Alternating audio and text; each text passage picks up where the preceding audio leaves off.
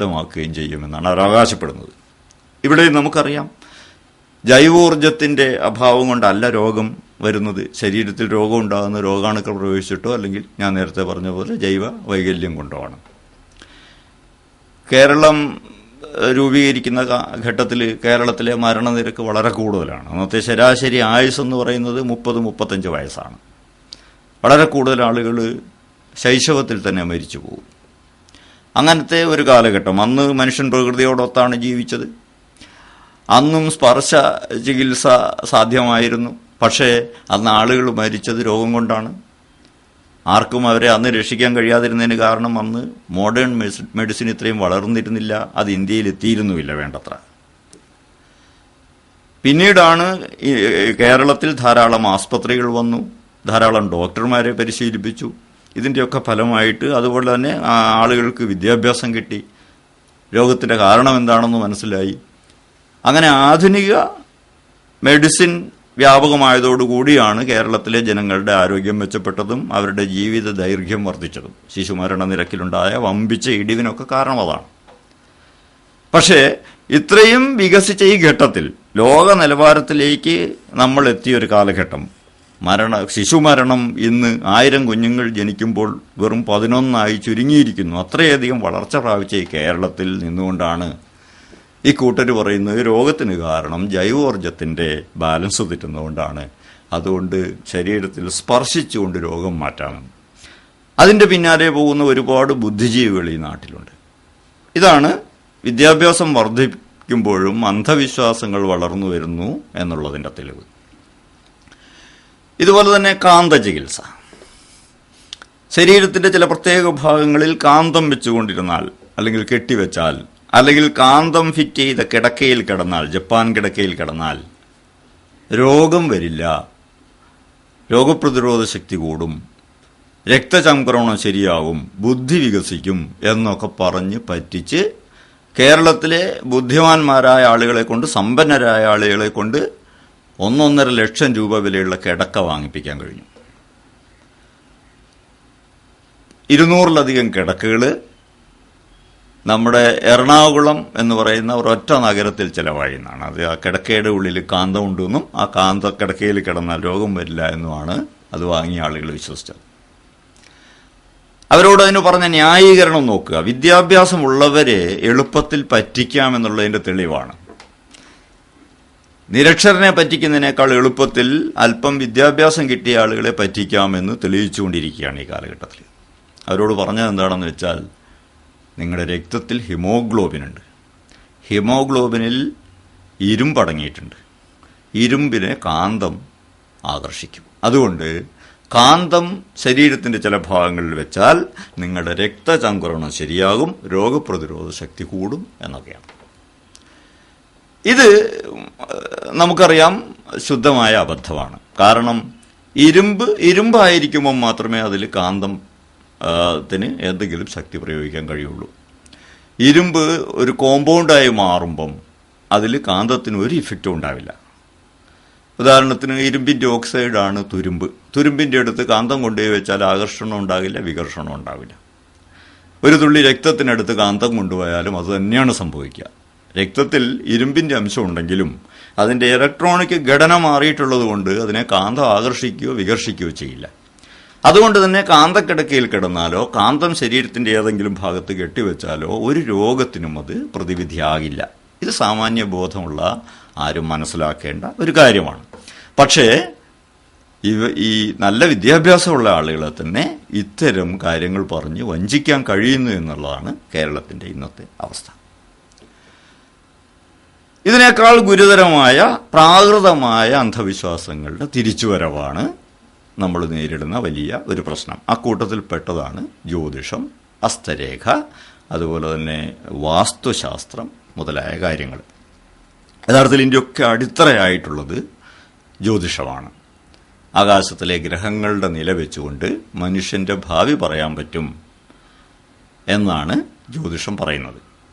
ഇതേ കാരണങ്ങൾ തന്നെയാണ് ഏതാണ്ട് വാസ്തുശാസ്ത്രത്തിൻ്റെ കാര്യത്തിലും വരിക. അതുപോലെ തന്നെ നമ്മുടെ ഉള്ളം കയ്യിൽ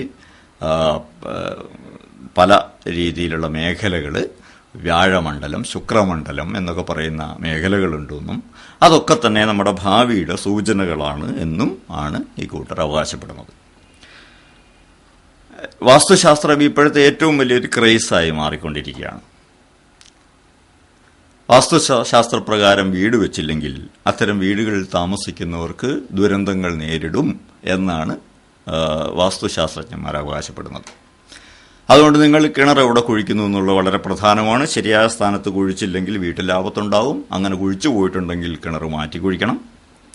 ജനല് ശരിയായ സ്ഥാനത്തല്ല, വാതിൽ ശരിയായ സ്ഥാനത്തല്ല എങ്കിൽ വാതിലും ജനലും ഒക്കെ മാറ്റി ഫിറ്റ് ചെയ്യണം. അതുപോലെ തന്നെ അടുക്കളയുടെ സ്ഥാനം, കിടപ്പുമുറിയുടെ സ്ഥാനം, ഇതൊക്കെ തന്നെ വളരെ പ്രധാനമാണ്. അതുകൊണ്ട് ആ കാര്യങ്ങൾ ശ്രദ്ധിക്കണം, ഇല്ലെങ്കിൽ ആപത്താണ് എന്നാണ് പറയുന്നത്. പക്ഷെ നമ്മൾ മനസ്സിലാക്കേണ്ട ഒരു കാര്യം, കേരളം മുമ്പ് വളരെ ദരിദ്രമായിരുന്ന കാലഘട്ടത്തിൽ നമ്മൾ താമസിച്ചിരുന്ന ചെറ്റക്കുടിലുകളിലാണ്. ആരാൻ്റെ പറമ്പിൽ ചെറ്റക്കുടിൽ വെച്ച് താമസിക്കുന്ന ഘട്ടത്തിൽ നമ്മളാരും തന്നെ വാസ്തു നോക്കിയിട്ടല്ല കുടിലുണ്ടാക്കിയത്. ഒരു വാസ്തുവും ആരും അന്ന് നോക്കിയിരുന്നില്ല. അങ്ങനെ വാസ്തുശാസ്ത്രപ്രകാരമല്ലാതെ പണിത ചെറ്റക്കുടിലുകളിൽ താമസിച്ചുകൊണ്ട് കുഞ്ഞുങ്ങളെ വിദ്യാഭ്യാസം ചെയ്യിക്കുകയും അങ്ങനെ വിദ്യാഭ്യാസം കിട്ടിയ കുട്ടികൾ ജോലി തേടുകയും ചിലർക്ക് കേരളത്തിൽ തന്നെ ജോലി കിട്ടി, ചിലർക്ക് കേരളത്തിന് പുറത്തോ അല്ലെങ്കിൽ രാജ്യത്തിന് പുറത്തോ ജോലി കിട്ടി. ഇങ്ങനെ ജോലി കിട്ടി പണമൊക്കെ സമ്പാദിച്ച് തിരിച്ചു വന്നിട്ട് അവർ ഒരു വീടുണ്ടാക്കുമ്പം ആ വീടിന് വാസ്തുശാസ്ത്രം നിർബന്ധമാണ് എന്ന് പറയുന്നത് എത്രമാത്രം യുക്തിരഹിതമാണ് എന്നാലോചിച്ച് നോക്കുക. ചെറ്റക്കുടിലിൽ താമസിച്ച് സമ്പാദ്യം ഉണ്ടാക്കുന്ന കാലത്ത്, ജീവിതം മെച്ചപ്പെടുത്തിയ കാലത്ത് അവർക്കാർക്കും വാസ്തു വേണ്ടായിരുന്നു. വാസ്തുവിൻ്റെ ഒരു ആവശ്യം ആർക്കും ഉണ്ടായിട്ടില്ല. അങ്ങനെ വാസ്തു നോക്കാതെ ജീവിതം മെച്ചപ്പെടുത്തിയതിന് ശേഷം കിട്ടിയ പണം കൊണ്ടൊരു പുതിയ വീട് വെക്കുമ്പോൾ ഇനി വാസ്തുവിൻ്റെ ആവശ്യം എന്താണ്? വാസ്തുപ്രകാരം അല്ല വീട് വെച്ചതെങ്കിൽ പ്രത്യേകിച്ച് എന്താണ് ഒരു ആപത്ത് വരാൻ പോകുന്നത്? ഈ ചോദ്യങ്ങൾ ചോദിക്കാൻ നമ്മുടെ സമൂഹം ഇന്ന് തയ്യാറാകുന്നില്ല. ഉടൻ തന്നെ വീട് വെക്കുമ്പോൾ നമ്മൾ ആദ്യം ഒരു പ്ലാൻ ഉണ്ടാക്കിയാൽ വാസ്തുശാസ്ത്രകാരനെ പോയി കാണുന്നു എന്നുള്ള ഒരവസ്ഥയിലേക്കാണ് ഇത് പോകുന്നത്.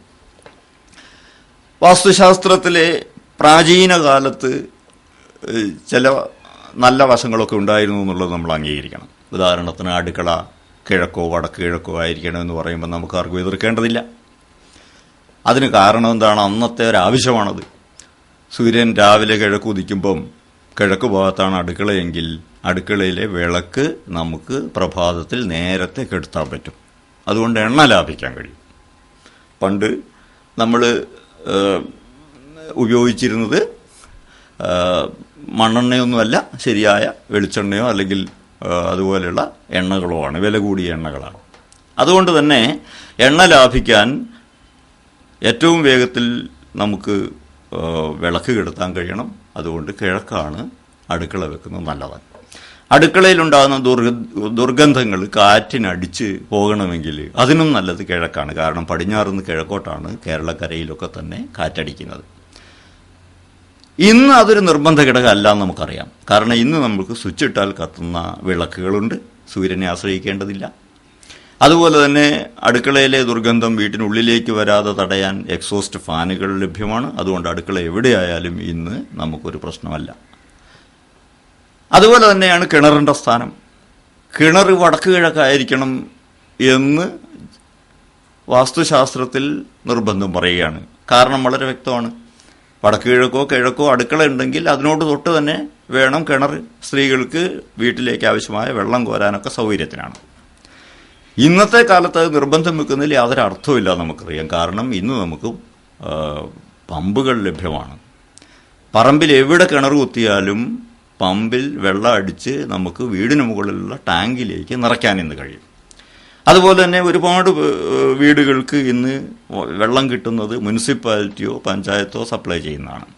അവരെവിടെയാണ് കിണർ കുത്തിയത് അല്ലെങ്കിൽ എവിടെയാണ് അവരുടെ ജലാശയം എന്നുള്ളത് പ്രധാനപ്പെട്ട ഒരു സംഗതിയല്ല. നമുക്ക് പൈപ്പിൽ വെള്ളം വരുന്നു എന്നുള്ളത് മാത്രമാണ് പ്രധാനം.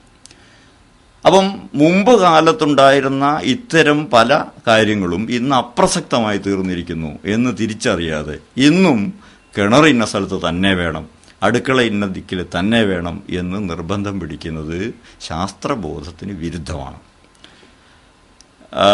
വാസ്തുശാസ്ത്രത്തിൽ വന്നുകൊണ്ടിരിക്കുന്ന ഈ പുതിയ പ്രവണത